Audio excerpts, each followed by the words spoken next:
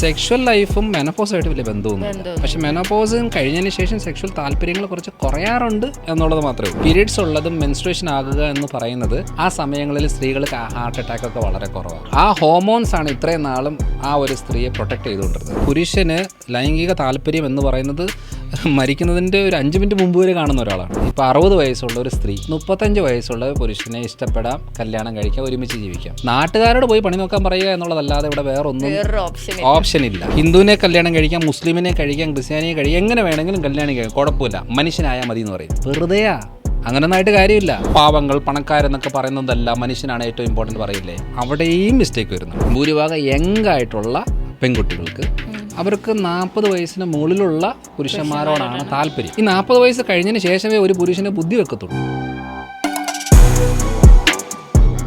ഒരു സ്ത്രീയുടെ മെനോപോസ് അവരുടെ ഇമോഷനെയും സെക്ഷൽ ലൈഫിനെയും എങ്ങനെയാണ് ബാധിക്കുന്നത്? മെനോപോസിന് ശേഷം ഒരാൾക്ക് പ്രോപ്പറായിട്ട് ഒരു സെക്ഷൽ ലൈഫ് മെയിൻറ്റെയിൻ ചെയ്യാൻ പറ്റുമോ? ശരിക്കും പറഞ്ഞാൽ ഒരു സ്ത്രീയുടെ ലൈഫ് സ്പാനിനകത്ത് ഒരു 10, 12, 13, 14 വയസ്സിൽ മെനാർക്ക് അത് തുടങ്ങുകയും അത് കഴിഞ്ഞ് ഒരു 45, 50, 55 വയസ്സ് കൊണ്ട് അത് അവസാനിക്കും, മെനോപോസ് ആകുകയും ചെയ്യുന്നതാണ് ഒരു നോർമൽ രീതികൾ വരുന്നത്. അതിൻ്റെ അർത്ഥം ആ ഒരു ശരീരത്തിൽ അടുത്ത തലമുറയ്ക്ക് ജന്മം കൊടുക്കാനായിട്ടുള്ള ഒരു ഐഡിയൽ ടൈമായിട്ട് പറയുന്നത് ഈ ഒരു സമയമാണ്. എന്നാൽ 40 വയസ്സിന് ശേഷമായിട്ട് വരുമ്പോൾ എന്നാ സംഭവിക്കുന്നത് വെച്ചാൽ ബോഡി ഓൾറെഡി കുറേ കാലം ഇങ്ങനെ പോവുകയും lifestyle, stress, nutrition deficiency, ഡാമേജുകൾ, ഹോർമോണൽ ഇംബാലൻസ് ഒക്കെ വന്നിട്ട് അതിൻ്റെ ബുദ്ധിമുട്ടുകൾ വരുന്ന സമയം ആയതുകൊണ്ട് ആ സമയത്തുള്ള പ്രഗ്നൻസിയിൽ കുറച്ച് കോംപ്ലിക്കേഷൻസ് ചിലരിൽ കാണാറുണ്ട് എന്നുള്ളതേ ഉള്ളൂ. അതിൻ്റെ അർത്ഥം ഇവർക്ക് സെക്ഷൽ ലൈഫ് ഇല്ല എന്നുള്ളതല്ല. അടുത്ത തലമുറയ്ക്കുള്ള ആരോഗ്യപരമായിട്ട് ഒരു കുഞ്ഞിനെ ഇതാക്കി പ്രസവിച്ച് വളർത്താനുള്ള ഒരു സാഹചര്യം അതിന് ശേഷം ഇല്ല എന്നുള്ളതേ ഉള്ളൂ. അല്ലാതെ സെക്ഷൽ ലൈഫിനും ഇതുമായിട്ട് വലിയ ബന്ധവുമില്ല. എന്നാലും മെനോപോസിൻ്റെ സമയങ്ങളിൽ അല്ലെങ്കിൽ അടുക്കാറാകുന്ന സമയങ്ങളിൽ ചിലപ്പം ഭയങ്കരമായിട്ടും ചൂട് അനുഭവപ്പെടാം, എപ്പോഴും വേർത്ത് കുളിക്കുന്ന രീതിയിലേക്ക് വരാം, ചെറിയ ചെറിയ കാര്യങ്ങൾക്ക് ഇറിറ്റേറ്റഡ് ആവാം. അതുവരെ സപ്രസ് ചെയ്തിരിക്കുന്ന പല ഇമോഷൻ ചിലപ്പോൾ അന്നേരം ആയിരിക്കും പുറത്തേക്ക് വരുന്നത്. അതുവരെ ഹസ്ബൻഡിൻ്റെ അടുത്ത് വളരെ വിനയപൂർവ്വം നിൽക്കുന്ന ആൾക്കാരൊക്കെ ചിലപ്പോൾ അത് കഴിഞ്ഞ് ചിലപ്പം ഒരു ഭദ്രകാളി മോഡലിലായിരിക്കും ഡീൽ ചെയ്യുന്നത്. അപ്പോൾ പല രീതിയിലായിരിക്കും. അതെല്ലാം ഈ ഹോർമോണൽ ഇംബാലൻസിൻ്റെ ഭാഗമായിട്ട് വരുന്ന ഇമോഷണൽ അല്ലെങ്കിൽ മൂഡ് സ്വിങ്സ് ആയിട്ട് ബന്ധപ്പെട്ട് വരുന്ന ഒരു കാര്യമാണ്. അതിൻ്റെ അർത്ഥം എന്ന് പറയുന്നത് ആ ഹോർമോൺസ് ആണ് ഇത്രയും നാളും ആ ഒരു സ്ത്രീയെ പ്രൊട്ടക്ട് ചെയ്തുകൊണ്ടിരുന്നത്. ഈ പീരീഡ്സ് ഉള്ളതും മെൻസ്ട്രേഷൻ ആകുക എന്ന് പറയുന്നത് ആ സമയങ്ങളിൽ സ്ത്രീകൾക്ക് ഹാർട്ട് അറ്റാക്ക് ഒക്കെ വളരെ കുറവാണ്. ഈ പുരുഷന്മാർക്ക് വരുന്ന ഡെഡ്ലി ആയിട്ടുള്ള പല പ്രശ്നങ്ങളും ആ സമയങ്ങളിൽ സ്ത്രീകൾ എപ്പോഴും അതിനകത്ത് പ്രൊട്ടക്റ്റഡ് ആയിരിക്കുന്നൊരു സമയമാണ്. മെനോപോസിന് ശേഷമായിരിക്കും ഭൂരിഭാഗം സ്ത്രീകളിൽ ഡയബറ്റിക് ആയിക്കോട്ടെ, ബ്ലോക്കുകളായിക്കോട്ടെ, അറ്റാക്കുകളായിക്കോട്ടെ, സ്ട്രോക്ക് ആയിക്കോട്ടെ, എല്ല് തേയ്മാനങ്ങളായിക്കോട്ടെ, എല്ലാ കാര്യങ്ങളും മെനോപോസിന് ശേഷമാണ് വരുന്നത്. അതിൻ്റെ അർത്ഥം ശരിക്കും പറഞ്ഞാൽ മെനോപോസിന് ശേഷം ഒരു സ്ത്രീക്ക് ഗർഭിണിയാവാൻ കഴിയില്ല. ഇല്ല, ഉറപ്പാണ്. പുരുഷന്മാർക്കാണെന്നുണ്ടെങ്കിൽ എങ്ങനെയാണ്, ഏത് വയസ്സ് വരെ അതിനുള്ള കുട്ടി ഉണ്ടാകാനുള്ള ശേഷിയാണോ ഉദ്ദേശിക്കുന്നത്? മരിക്കുന്നതിന് ഒരു 5 മിനിറ്റ് മുമ്പ്. അതായത് ഒരു 80 വയസ്സുള്ള ഒരു പുരുഷനും കുട്ടി ഉണ്ടാകുന്നതിന് യാതൊരു കുഴപ്പമില്ല. സ്ത്രീക്ക് കപ്പാസിറ്റി ഉണ്ടോ ഇല്ലെന്ന് മാത്രമേ ഇവിടെ ഇമ്പോർട്ടൻ്റ് ഉള്ളൂ. പക്ഷേ സ്ത്രീയാണ് ഇമ്പോർട്ടൻ്റ് അവിടെ. ഒരു സ്ത്രീ പ്രഗ്നൻ്റ് ആകണം, അത് കഴിഞ്ഞേച്ച് ആ 9 മാസം മാനേജ് ചെയ്യാനുള്ള കപ്പാസിറ്റി വേണം. അത് കഴിഞ്ഞേച്ച് കുറേ ത്യാഗങ്ങളുണ്ടല്ലോ ഇതിനകത്ത്. ഈ ത്യാഗങ്ങളൊക്കെ സഹിക്കാനുള്ള മാനസികാവസ്ഥ വേണം. പലപ്പോഴും ഈ പോസ്റ്റ്മോർട്ടം ഡിപ്രഷൻ കാര്യങ്ങളൊക്കെ വരും. അത് ജീനിലുള്ളതും റിലേഷൻഷിപ്പ് പ്രശ്നങ്ങൾ, ഹോർമോണൽ ഇംബാലൻസ്, പല കാര്യങ്ങളും അതിനകത്ത് വരും. അപ്പം ഏറ്റവും ഇമ്പോർട്ടൻറ്റ് എന്ന് പറയുന്നത് ഒരു സ്ത്രീയുടെ ഹെൽത്താണ്. ആ സ്ത്രീയുടെ ഹെൽത്ത് ഓക്കെ ആണോ 50-ാമത്തെ വയസ്സിൽ വേണമെങ്കിലും പ്രസവിക്കാം, യാതൊരു കുഴപ്പമില്ല. പക്ഷെ അതും മെനോപോസിന് ശേഷം സെക്ഷൽ ലൈഫ് ഇല്ല എന്നുള്ളതില്ല. കാരണം എന്ന് വെച്ചാൽ എനിക്ക് ഒരു ക്ലയൻ്റ് ഉണ്ട്, 69 വയസ്സുള്ള ആളാണ്. കണ്ടിന്യൂസ് ആയിട്ട് സെക്ഷൽ ഇത് കൂടുതലാണ്, അത് കൂടുതലാണ്. അപ്പം അതൊരു നോർമൽ സംഭവമാണ്, അതൊരു ഇല്ലെന്നല്ല. പക്ഷെ അതൊരിക്കലും നമ്മൾ അയ്യോ ഇതൊക്കെ പാടുണ്ടോ, ഇത്രയും പ്രായമായതല്ലേ എന്നൊക്കെ അങ്ങനെയൊന്നുമില്ല. അത് സെക്ഷൽ ലൈഫും മെനോപോസുമായിട്ട് വലിയ ബന്ധമൊന്നുമില്ല. പക്ഷെ മെനോപോസും കഴിഞ്ഞതിന് ശേഷം സെക്ഷൽ താല്പര്യങ്ങൾ കുറച്ച് കുറയാറുണ്ട് എന്നുള്ളത് മാത്രമേ ഉള്ളൂ. പുരുഷന്മാർക്കാണെന്നുണ്ടെങ്കിൽ അങ്ങനെ ഒരു ഫീലിങ്സ് കുറയാനായിട്ട് ഏതെങ്കിലും ഏജിൽ കുറയില്ല. പക്ഷെ എന്നാന്ന് പറഞ്ഞാൽ പല സാഹചര്യങ്ങളിലും ഒരു 60 വയസ്സിന് ശേഷം പുരുഷന്മാരുടെ കൺട്രോൾ വിട്ടുപോകും. സാർ, ഒരു ഐഡിയൽ റിലേഷൻ എന്തെങ്കിലും ഏജ് ഡിഫറൻസ് ഉണ്ടോ? ലൈക്ക് ഞാൻ വിവാഹം ചെയ്യുന്ന വ്യക്തിക്ക് ഞാനും തമ്മിൽ ഇത്രയും വ്യത്യാസമേ മാക്സിമം പാടുള്ളൂ, ഇല്ലാന്നുണ്ടെങ്കിൽ മിനിമം ഇത്രയെങ്കിലും വേണം അങ്ങനെ എന്തെങ്കിലും കണക്കോ അങ്ങനെ എന്തെങ്കിലും ഉണ്ടോ? ശരിക്കും ഒരു ഐഡിയൽ ഏജ് ഗ്യാപ്പ് അങ്ങനെ എന്തെങ്കിലും ഉണ്ടോ? കല്യാണത്തിനുള്ള ഒരു ഐഡിയൽ ഏജ് ഗ്യാപ്പ് എന്ന് പറയുന്നത് അങ്ങനെ ഒരു ഗ്യാപ്പൊന്നുമില്ല. ഇല്ല. ഒരു പെൺകുട്ടി 25 വയസ്സുള്ള ഒരു പെൺകുട്ടി എനിക്ക് 50 വയസ്സുള്ള ഒരു പുരുഷനെ ഇഷ്ടപ്പെടാം, കല്യാണം കഴിക്കാം, അവർ ഓക്കെ ആണെങ്കിൽ ഓക്കെയാണ്. ഇപ്പോൾ 60 വയസ്സുള്ള ഒരു സ്ത്രീ 35 വയസ്സുള്ള പുരുഷനെ ഇഷ്ടപ്പെടാം, കല്യാണം കഴിക്കാം, ഒരുമിച്ച് ജീവിക്കാം, അതൊന്നും കുഴപ്പമില്ല. അത് അവരവരുടെ ഇഷ്ടങ്ങളും കാര്യങ്ങളാണ്. നാട്ടുകാരോട് പോയി പണി നോക്കാൻ പറയുക എന്നുള്ളതല്ലാതെ ഇവിടെ വേറൊന്നും ഓപ്ഷൻ ഇല്ല. പിന്നെ നമ്മുടെ ഒരു കൾച്ചറും രീതി അനുസരിച്ച് ഇതിനെന്തോ വലിയ മഹാഭാവമായിട്ടാണ് ഈ കാണുന്നത്. അങ്ങനെ വരുമ്പോഴാണ് എന്താ പറയുക, ഇതൊരു തെറ്റല്ലേ, പ്രശ്നമല്ലേ എന്നുള്ള രീതിയിൽ ഞാൻ ഇപ്പോഴത്തെ ഒരു ട്രെൻഡ് കണ്ടേക്കുന്നതെന്ന് പറയുന്നത്, ഭൂരിഭാഗം യങ്ങായിട്ടുള്ള പെൺകുട്ടികൾക്ക് അവർക്ക് 40 വയസ്സിന് മുകളിലുള്ള പുരുഷന്മാരോടാണ് താല്പര്യം. അത് തെറ്റല്ല. ഈ 40 വയസ്സ് കഴിഞ്ഞതിന് ശേഷമേ ഒരു പുരുഷന് ബുദ്ധി വെക്കത്തുള്ളൂ. ആ സമയത്തായിരിക്കും ചിലപ്പോൾ സെറ്റിലാകുന്നത്, ആ സമയത്തായിരിക്കും മെച്ചൂർഡായിട്ട് ചിന്തിക്കുന്നത്. ഒരു 30 വയസ്സുള്ള ഒരാളോട് സംസാരിച്ച് നോക്ക്, പയ്യനാ. അതായത് ഒരു പരിധി കൂടെ, അതായത് 15 വയസ്സ് 30 വയസ്സ് വരെ എന്നൊക്കെ പറയുന്നത് ഏകദേശം ഒരേ സ്വഭാവ രീതിയൊക്കെ തന്നെയാണ്. എന്താ സീരിയസ് ആയിട്ട് എടുക്കേണ്ടത്, ഏതാ റിസ്ക് എടുക്കേണ്ടത്, എടുക്കാണ്ടാത്തത്, ചുമ്മാതെ കുട്ടികളെയും പരിപാടിയും കാര്യങ്ങളും ഇങ്ങനെയൊക്കെ ആയിട്ട് നടക്കുന്നതാണ് ഭൂരിഭാഗ സാഹചര്യങ്ങളിലും. പിന്നെ അവരുടെ ലൈഫിലെ എക്സ്പീരിയൻസ് കഴിഞ്ഞ് അവരൊരു ലെവലിലേക്ക് എത്തിക്കഴിയുമ്പോഴാണ് പല അടികളൊക്കെ കിട്ടി അവരൊന്ന് മോൾഡായി വരുന്ന സമയം എന്ന് പറയുന്ന ഒരു 35-ന് ശേഷമാണ് ഒരു പുരുഷൻ്റെ ലൈഫിൽ. എനിക്ക് ബുദ്ധി വെച്ചത് തന്നെ ഒരു 35-ന് ശേഷമാണ്. അതുവരെ എങ്ങനെ ജീവിച്ചു എന്ന് ചോദിച്ചാൽ എനിക്കറിയില്ല, ഞാൻ എങ്ങനെയൊക്കെയോ ജീവിച്ചു. അപ്പോൾ ഞാൻ എൻ്റെ വെച്ചാണ് പറയുന്നത്. അപ്പം 35-ന് ശേഷമായിട്ട് നമുക്ക് പൊതുവേ ആളുകൾ നമ്മുടെ അടുത്ത് ലക്ഷക്കണക്കിന് ആൾക്കാർ വന്ന് സംസാരിക്കുമ്പോൾ ഞാനിത് അനലൈസ് ചെയ്യും. പല ആൾക്കാരും 50 വയസ്സായാലും കുട്ടികളി മാറിയിട്ടില്ല.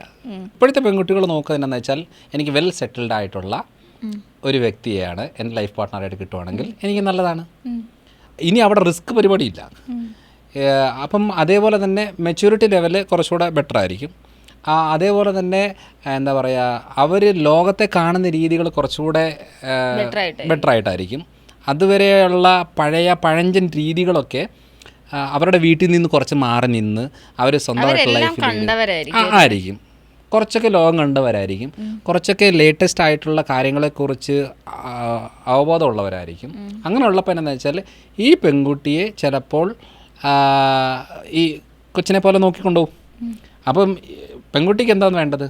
എന്നെ ഭയങ്കരമായിട്ട് കെയർ ചെയ്യുന്നു, കരുതുന്നു, ഞാൻ സേഫാണ്, ഇങ്ങനൊരു കാര്യമാണല്ലോ വരുന്നത്. ഈ സെയിം പ്രായത്തിൽ എൻ്റെ ഒരു ഒപ്പീനിയൻ, ഒരിക്കലും ഈ സെയിം പ്രായക്കാർ കല്യാണം കഴിക്കരുത്. കാരണം എന്താണെന്ന് വെച്ചാൽ 25 വയസ്സുള്ള ഒരു പെൺകുട്ടിയും 25 വയസ്സുള്ള ഒരു പുരുഷനെന്ന് പറഞ്ഞാൽ പുരുഷന് 15 വയസ്സേ ആയിട്ടുള്ളൂ. പെൺകുട്ടിയാണ് ഇതെല്ലാം ഭരിക്കുന്നത്. ഏറ്റവും കൂടുതൽ സ്ട്രെസ് ഉള്ളത് പെൺകുട്ടിയാണ്. ആ കൊച്ചു ഭയങ്കര ഈസി ആയിട്ട് സിമ്പിളായിട്ട് അത് സാരില്ല, അത് പൊക്കോളൂ എന്ന് പറയുമ്പോഴത്തേനും പെൺകുട്ടി പറയും, ഇത് എന്തുവാ ഇത്, ഇങ്ങനൊന്നും അല്ല കാര്യങ്ങൾ.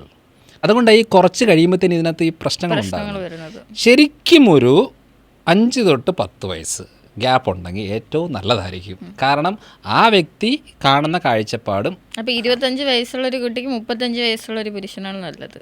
ഞാനത് എൻ്റെ അഭിപ്രായം പറയുന്നതാണ്, നല്ലതെന്നല്ല. ഈ ഒരു പ്രാക്ടിക്കൽ നോളേജ് വെച്ച് വേണമെന്നാണോ അതോ അതാണ് മാക്സിമം എന്നാണോ? അല്ല, മാക്സിമം എത്ര വേണില്ല, 50 വയസ്സ് വേണമെങ്കിലും വ്യത്യാസം വേണം. മിനിമം 5 തൊട്ട് 10. അങ്ങനെ ആണെങ്കിലേ ഈ മാനസിക ഇത് തമ്മിൽ ചേരത്തുള്ളൂ. അല്ലെന്നുണ്ടെങ്കിൽ പെൺകുട്ടിക്ക് പ്രായപൂർത്തിയാകാൻ 18 വയസ്സെന്ന് ഗവൺമെൻറ് വെച്ചു, എന്നാൽ പിന്നെ ആൺകുട്ടിക്ക് 18 വയസ്സ് വെച്ചാൽ പോരായിരുന്നോ? 21 വെക്കേണ്ട ആവശ്യമില്ലല്ലോ. അപ്പോൾ ഇതിന് വെക്കുന്ന മെയിൻ കാര്യം എന്ന് വെച്ചാൽ 21 ആയാലും ആവത്തില്ല, പിന്നെ അവനെ ഇങ്ങനെ നീട്ടിക്കൊണ്ട് പോകും. അത് നടക്കില്ലോ. അതുകൊണ്ട് അങ്ങനെയാണ്. അതൊന്നും ഒരു റിലേഷൻഷിപ്പിനോ കല്യാണം കഴിക്കാനോ കുട്ടികളുണ്ടാകാനുള്ള പ്രായമൊന്നുമല്ല. അവർക്ക് വോട്ടിടാനുള്ള പ്രായം, ഡ്രൈവിംഗ് ചെയ്യാനുള്ള പ്രായം, അല്ല അവരുടെ സ്വന്തമായിട്ട് കാര്യങ്ങൾക്കൊക്കെ ഉള്ള ഒരു ബാങ്ക് അക്കൗണ്ട് കാര്യങ്ങളൊക്കെ ചെയ്യാൻ അങ്ങനെ ഒരു പ്രായമാണ് ഗവൺമെൻറ് വെച്ചേക്കുന്നത്. അതൊരിക്കലും കല്യാണം കഴിക്കാനുള്ളതോ റിലേഷൻഷിപ്പിനുള്ളതോ കുട്ടികൾക്കുള്ള ഒരു പ്രായമേ അല്ല. അതാണ് മെയിനായിട്ട്. മിനിമം 5 to 10 മിനിമം വേണം ഉണ്ടെങ്കിൽ നല്ലത്. അതിന്റെ മുകളിലോട്ട് പോയാൽ. പക്ഷേ ഇതൊക്കെ എന്ന് പറഞ്ഞാൽ കേൾക്കുമ്പോൾ ഒരു പഴയ ചിന്താഗതിയാണെന്ന് തോന്നുന്നു. ഞാൻ പണ്ടൊക്കെ പഴയ ചിന്താഗതിയെ എതിർത്തിരുന്ന ഒരാളാണ്. അതായത് 35-ന് ശേഷമുള്ള മെച്യൂരിറ്റിയിലാണ് ഈ റിയലൈസേഷൻ. 35 ശേഷമുള്ള മെച്യൂരിറ്റിയിൽ എനിക്ക് മനസ്സിലായ കുറച്ച് കാര്യങ്ങളുണ്ട്. അതിനകത്ത് ഒന്നാമത്തെ കാര്യം, പുതിയ ട്രെൻഡ് പറയില്ലേ, ഈ ജാതി മതമൊന്നും ഒരു വിഷയമല്ല. ഹിന്ദുവിനെ കല്യാണം കഴിക്കാം, മുസ്ലിമിനെ കഴിക്കാം, ക്രിസ്ത്യാനിയെ കഴിക്കാം, എങ്ങനെ വേണമെങ്കിലും കല്യാണം കഴിക്കാം, കുഴപ്പമില്ല, മനുഷ്യനായാൽ മതി എന്ന് പറയും. വെറുതെയാ, അങ്ങനൊന്നായിട്ട് കാര്യമില്ല. അതായത് ഞാൻ ക്രിസ്ത്യൻ കമ്മ്യൂണിറ്റിയാണ്. ഈ ക്രിസ്ത്യൻ കമ്മ്യൂണിറ്റിയിൽ തന്നെ ഒരു മിനിമം 10-30 കാറ്റഗറീസ് ഉണ്ട്. ഈ 10-30 ശരിക്കും പറഞ്ഞാൽ 2 കാറ്റഗറി പോലും അങ്ങോട്ടും ഇങ്ങോട്ടും മാറിയ പ്രശ്നമാണ്.